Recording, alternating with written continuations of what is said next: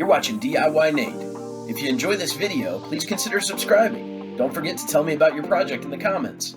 Hey friends, in this video I'll be showing how I changed out my Price Pfister shower diverter on a 3-handle valve.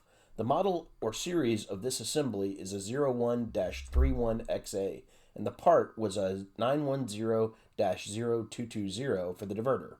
If you're interested in the longer, more detailed version of this video where I spend more time on all the steps, I've left a link to that in the video description.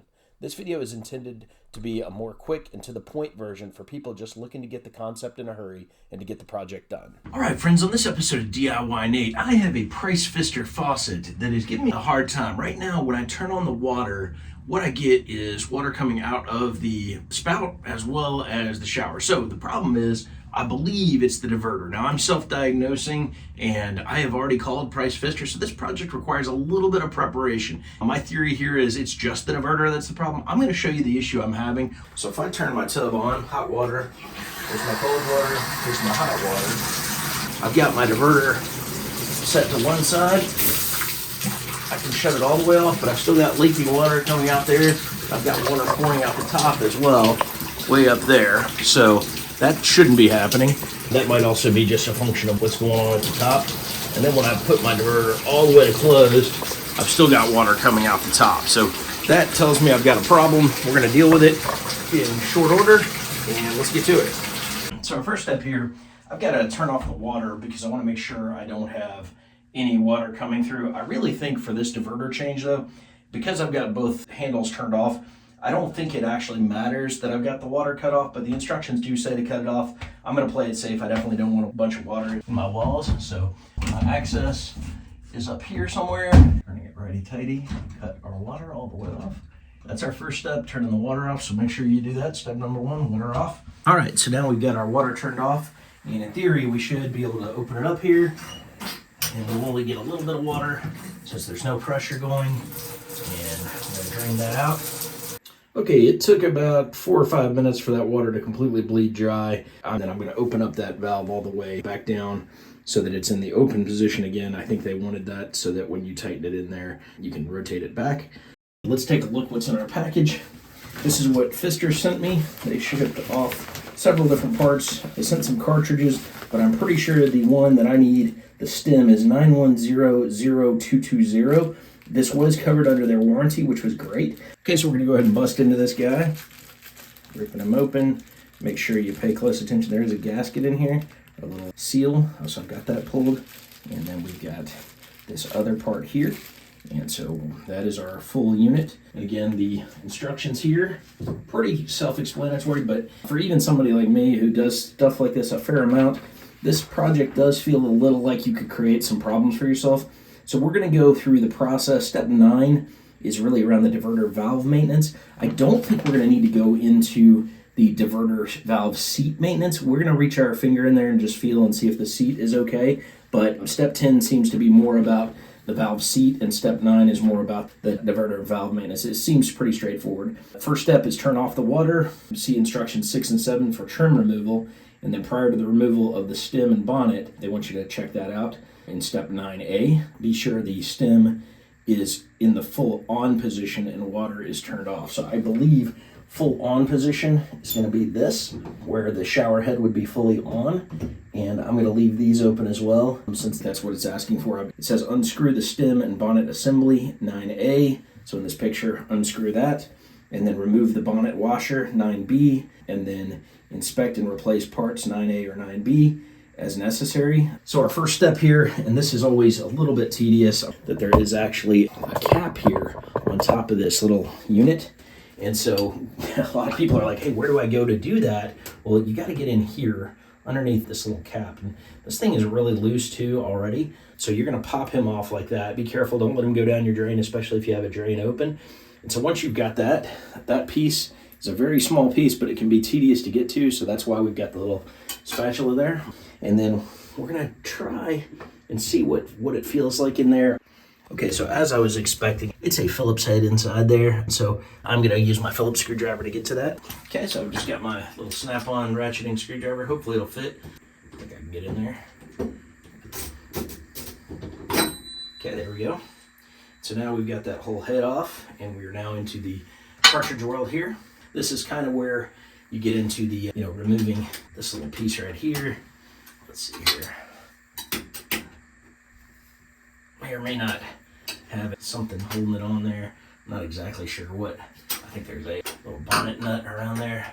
And again, some of you are going to try and avoid scratching your surfaces, so there we go. Okay, so it was just a matter of moving it around a little bit. Whole piece came off, so we're good. We're going to keep on moving on this one. And so now we've got a little bit of access, and we should be able to loosen or unscrew this. I don't have much room to work here, and because of that, I'm going to take this very carefully. So right here, we're just going to take our pliers, and normally I would use my channel locks here, but because of the angle, it's a little bit tough. I think I'm supposed to go in a little bit deeper, which is going to be a challenge since I don't really have much to grip onto. Okay, so we are now having to earn our keep because the original thought was it would be easy to turn this thing off. And what I'm seeing is it is in there far enough that it's going to make it difficult for me to get to because of the nature of the location. So I went for a deep socket here and checked this, and unfortunately I had the size that I was looking for, and it looks like that'll grip. And so I went and grabbed, this one's a monster tool here, and so a lot of you may not have this locally, so hopefully you don't run into the same issue I had, but I'm hoping I can get that and get a little bit of force on it just to turn it enough to start to thread it by hand. There we go. So I'm on it, and now I'm going to turn it just a shade. And that breaker bar on there, it gives me a little bit of extra force. I would have normally just used a regular socket, but put them on there again. Now it's a little easier to get out of there. I can rotate him, twist him out. I'm starting to see some water come out. I'm going to let that drain while we relieve it. That would probably be the water in that pipe there.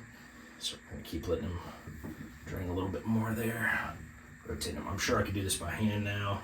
I'm just going to kind of keep working him. And you can see we've now got him this far out. Now we've got the hand motion there, and he's coming out. So now I can actually get my thumb on there and hopefully get him out of there, no problem. So a little water coming out. And that is what we were hoping to see. There is our part. Everything is out, and we are in pretty good shape. I'm just comparing it to what I've got here. We see that that plastic piece is there. There is a ring right there, so we're in pretty good shape to pop this guy in. So that little ring just goes over the top. This should be a lot smoother going in than it was coming out, fingers crossed. And we're just gonna feed him in, and we're gonna just make sure we fit him. We don't want to cross thread him. Make sure it's a nice smooth entry point there. Feels like it's going in pretty smooth. Now I can start to feel the diverter give a little bit when I'm doing it by hand. So I'm gonna go ahead and use my larger wrench here. We'll start tightening them in. Again, I wanna make sure I'm not cross threading, so don't really wanna put any pressure on him that's problematic. I may do one more slight turn just to make sure he's in pretty good. Okay, we're good. I think we're good. And we're gonna check our water before we put it all back together. We're gonna test it. We are gonna make sure that this little diverter part is on well. I'm gonna try and make sure I've got him in there pretty well. Grab that guy, just tighten him in there. Which is probably gonna tighten our overall. And that's probably gonna tighten everything a little bit. We're gonna go ahead and turn our water back on and make sure that it's doing what we want. Otherwise, we may have a different problem. We may need to pull that back out. So we're gonna turn our handles off for starters. We'll make sure things are good here. And now we're gonna go ahead and turn our water on. Let's just see if that diverter was the answer to our prayers. Fingers crossed, guys and gals. Here we go. Got water coming from the top. Again, no water coming from the top. That is our answer. Answer to our prayers. The diverter was the solve. We are good to go. Put it back together, and we're good.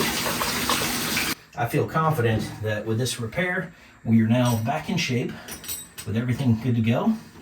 Go ahead and tighten this guy on there. You know, really for me, that simple repair, free of charge, just my own labor to do the work, it's pretty awesome. So there's a screw in there. So we want to make sure we line that up. And we'll set this diverter somewhat like, let's see, full bore open is up here. I think that's pretty good. Lock it there. That's fully open. And then we'll screw our piece in here. I'm really excited though. You do want to make sure you tighten this little flange as much as you can. The little washer there, you might be able to screw it in a little bit, but we're gonna go ahead and pop this guy in the fully on position. Tighten this guy in. Water on, you know, being in the open position or fully open, that gives us the feeling that, hey, we're gonna be in good shape when we rotate it back the other way. We will test it one last time, and I'll put that in there because I'm not worried that it's not gonna work, but we'll test it with the opening all the way open as well. So we'll go ahead and open it fully, and that would be our fully open right there. Make sure that's doing what we need it to do. No water coming out of the bottom, only water coming out of the top. So as you can see, shower is working. I need to adjust the spray on it a little bit, but outside of that, we're in great shape. The diverter is doing its job. Nothing dripping from the bottom, so that feels really good. I really hope you're able to get your project solved, your diverter if that's the problem, or get your cartridges changed out. Pretty easy process. All right, folks, you've been watching DIYNate. I really hope this project helped you repair your, whether it's Price Pfister, Delta, or something else. Hopefully it gave you the confidence to get in there and swap out your diverter if you were seeing water coming from both places. If you had other issues, maybe you had to get into your cartridges. I will leave some links in the video description below if you do choose to buy some cartridges or some other parts. I'll also leave a link to some tools. Thank you so much for watching DIYNate. If you enjoyed this, don't forget to like, comment, and subscribe. Have a great day.